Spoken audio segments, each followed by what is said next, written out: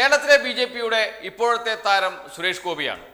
Suresh Gopi budget കൂടി വന്നതോടുകൂടി ബി.ജെ.പിയിലെ താരങ്ങളുടെ താരമായി മാറുകയും ചെയ്തിട്ടുണ്ട്. ഇപ്പോൾ പുതിയ അടവ് ബി.ജെ.പി ഏറ്റെടുത്തിട്ടുണ്ട്. അത് നേരത്തെയുണ്ട്. എങ്ങനെയെങ്കിലും സുരേഷ് ഗോപിയെ ഒതുക്കുക എന്നത് ബി.ജെ.പിയുടെ സംസ്ഥാന ഘടകത്തിൻ്റെ ഏറ്റവും പ്രധാനപ്പെട്ട ലക്ഷ്യങ്ങളിൽ ഒന്നായിരുന്നു.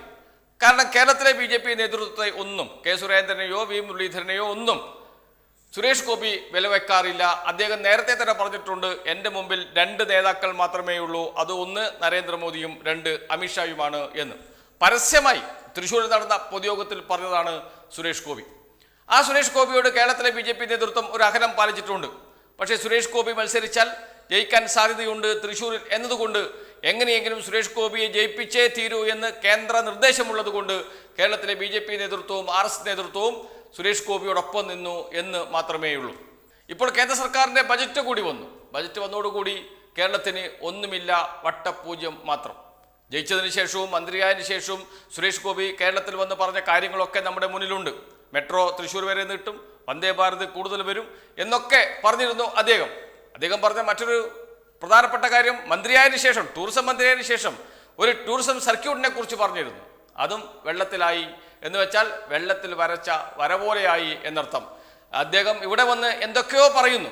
അത് കേട്ട് ഇവിടുത്തെ ബി.ജെ.പിക്കാർ കൈയടിക്കുന്നു. മാധ്യമങ്ങളിൽ വലിയ വാർത്ത വരുന്നു, സോഷ്യൽ മീഡിയയിലും വലിയ വാർത്ത വരുന്നു.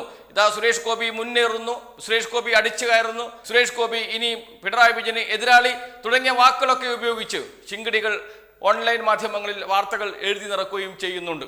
എന്നാൽ എന്താണ് ഇപ്പോഴത്തെ അവസ്ഥ? ബി.ജെ.പിക്കാർക്ക് തന്നെ മനസ്സിലായി സുരേഷ് ഗോപിയെ കൊണ്ട് ഒരു കാര്യവുമില്ല എന്ന്. അത് വെച്ച് നേരത്തെയുള്ള ഒരു വൈരാഗ്യമുണ്ട് എന്ന് പറഞ്ഞല്ലോ. സുരേഷ് ഗോപിയെ എങ്ങനെയെങ്കിലും ഒതുക്കണം, സുരേഷ് ഗോപി കേരളത്തിലെ ബി.ജെ.പി നേതാക്കൾക്കെല്ലാം ഒരു ഭീഷണിയായി വരുന്നു എന്നറിഞ്ഞ് കേരളത്തിലെ ഗ്രൂപ്പ് വ്യത്യാസമില്ലാതെ ബി.ജെ.പിക്കകത്ത് ശക്തമായ രണ്ട് ഗ്രൂപ്പുണ്ട്. ആ ഗ്രൂപ്പ് വ്യത്യാസമില്ലാതെ സുരേഷ് ഗോപിയെ ഒതുക്കുന്നതിന് നേരത്തെ ശ്രമം നടന്നു. ഇപ്പോഴിതാ ബജറ്റ് കൂടി വന്നപ്പോൾ ആ ബജറ്റ് ഒരു ആയുധമാക്കി മാറ്റുകയാണ് ഇപ്പോൾ ചെയ്തിരിക്കുന്നത്. എന്ന് വെച്ചാൽ എല്ലാ കുറ്റങ്ങളും സുരേഷ് ഗോപിയുടെ തലയിൽ കൊണ്ടുവച്ചു. എല്ലാ കുറ്റങ്ങളും സുരേഷ് ഗോപിയുടെ തലയിലാണ്. സുരേഷ് ഗോപി ചെയ്യാത്തതുകൊണ്ടാണ് ടൂറിസം സർക്യൂട്ട് ലഭിക്കാത്തത്. സുരേഷ് ഗോപി പറയാത്തത് കൊണ്ടാണ് കൂടുതൽ വന്ദേ ഭാരത് ലഭിക്കാത്തത്. സുരേഷ് ഗോപി പറയാത്തത് കൊണ്ടാണ് കേരളത്തിന് ഒരു വിഹിതവും ലഭിക്കാതിരുന്നത്. സുരേഷ് ഗോപി പറയാത്തത് കൊണ്ടാണ് ഒന്നും നടക്കാതെ പോയത് എന്ന് കൃത്യമായും പറയുന്നു ബി.ജെ.പി നേതാക്കൾ, പരസ്യമായിട്ടല്ല രഹസ്യമായിട്ട്. അങ്ങനെ ബി.ജെ.പി നേതാക്കൾക്കിടയിലും ബി.ജെ.പി പ്രവർത്തകർക്കിടയിലും ഒരു സന്ദേശം കൊടുക്കാൻ ബി.ജെ.പിയുടെ സംസ്ഥാന നേതൃത്വം തയ്യാറായിട്ടുണ്ട്. സുരേഷ് ഗോപിയല്ല, ഇനി ആര് വന്നാലും കേരളത്തിൻ്റെ അവസ്ഥ ഇത് തന്നെയാണ് എന്ന്. കാരണം വി മുരളീധരൻ കേന്ദ്രമന്ത്രിയായിരുന്നു, RSSന്റെ നേതാവാണ്, ബി.ജെ.പിയുടെ നേതാവാണ്. അദ്ദേഹം കേന്ദ്രമന്ത്രിയായിട്ട് പോലും കേരളത്തിന് ഒന്നും കിട്ടിയില്ല. അങ്ങനെയുള്ള സാഹചര്യത്തിൽ സുരേഷ് ഗോപി മന്ത്രിയായിട്ട് കേരളത്തിലേക്ക് തേനും പാലും ഒഴുകിയാൽ അത് ആർക്കാണ് തിരിച്ചടി? ഈ നേതാക്കൾക്ക് തന്നെയാണ്. ഈ നേതാക്കളെ കൊണ്ട് ഒന്നും കഴിയില്ല എന്ന് വരും. ബി.ജെ.പിയുടെ കേരളത്തിലെ പ്രധാനപ്പെട്ട നേതാവായി താരമായി മാറും സുരേഷ് ഗോപി എന്നതുകൊണ്ട് തന്നെ നേതാക്കളെല്ലാം കിട്ടുന്ന മുറയ്ക്ക് പാരവെക്കാൻ ശ്രമിക്കുന്നുണ്ട് സുരേഷ് ഗോപിക്ക്. അതുകൊണ്ട് തന്നെയാണ് ഇപ്പോൾ ബജറ്റിന് ശേഷം കേരളത്തിന് ഒന്നും കിട്ടിയില്ല എന്ന ചർച്ച സജീവമായി നിലനിർത്താൻ ബി.ജെ.പി നേതാക്കൾ തയ്യാറാക്കുന്നത്. അതുകൊണ്ട് സുരേഷ് ഗോപിയെ കൈവിട്ട് ന്യായീകരിക്കാൻ രംഗത്ത് വരും. അതോടൊപ്പം തന്നെ നേരത്തെ തന്നെ ബി.ജെ.പിക്ക് വേണ്ടി സംസാരിച്ചു കൊണ്ടിരിക്കുന്നുണ്ട് വെള്ളാപ്പള്ളി നടേശനും ബി.ജെ.പിക്ക് വേണ്ടി സംസാരിക്കുന്നത് സംസ്ഥാന നേതൃത്വത്തിന്റെ അറിവോടുകൂടിയല്ല.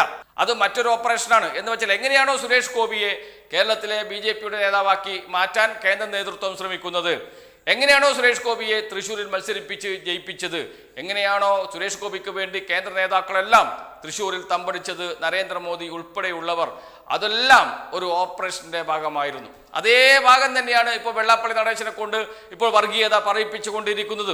അതിന് പിറകിലും ബി.ജെ.പിയുടെ കേന്ദ്ര നേതൃത്വം തന്നെയാണ് എന്ന കാര്യം സംശയമില്ല. അതുകൊണ്ട് കൈവിട്ട് ന്യായീകരിക്കാൻ എന്ന് വെച്ചാൽ നേരത്തെ സുരേഷ് ഗോപിയെ കൈവിട്ട് ന്യായീകരിക്കാൻ തയ്യാറാകാത്ത ബി.ജെ.പിയുടെ സംസ്ഥാന നേതൃത്വം വെള്ളാപ്പള്ളി നടേശനെയും കൈവിട്ട് ന്യായീകരിക്കാൻ തയ്യാറാകുന്നില്ല എന്നർത്ഥം. ഇവിടെ പ്രവർത്തിച്ച് ഇവിടെ എത്രയോ കാലമായി എതിരാളികളുടെ ചവിട്ടും കുത്തുമേറ്റ് പ്രവർത്തിച്ച് വളർന്നു വന്ന നേതാക്കളുണ്ട്. എപ്പോഴും C.K. പത്മനാഭൻ ബി.ജെ.പിയുടെ മുൻ സംസ്ഥാന അധ്യക്ഷൻ, ബി.ജെ.പിയുടെ മുതിർന്ന നേതാവ് മാധ്യമങ്ങൾ പറഞ്ഞുകൊണ്ടിരിക്കുന്ന കാര്യമാണ്. അവരെ പൂർണ്ണമായും തഴഞ്ഞ് ഒരു പുതിയ വരേണ്യ വിഭാഗത്തെ കൊണ്ട് ബി.ജെ.പിയുടെ സംസ്ഥാന നേതൃത്വത്തിന് മുകളിൽ കെട്ടിവെക്കാനാണ് കേന്ദ്ര നേതൃത്വം ശ്രമിച്ചുകൊണ്ടിരിക്കുന്നത്. അതുകൊണ്ട് തന്നെ ഇത്തരം കെട്ടിവെക്കലിനെതിരെയുള്ള പ്രതിഷേധം BJP നേതാക്കൾക്കും പ്രവർത്തകർക്കുമുണ്ട്. അത് ഇപ്പോൾ വളരെ പ്രത്യക്ഷമായി സുരേഷ് ഗോപിക്കെതിരെ തിരിച്ചുവിടാനാണ് BJPയുടെ സംസ്ഥാന നേതൃത്വം ശ്രമിച്ചുകൊണ്ടിരിക്കുന്നത്.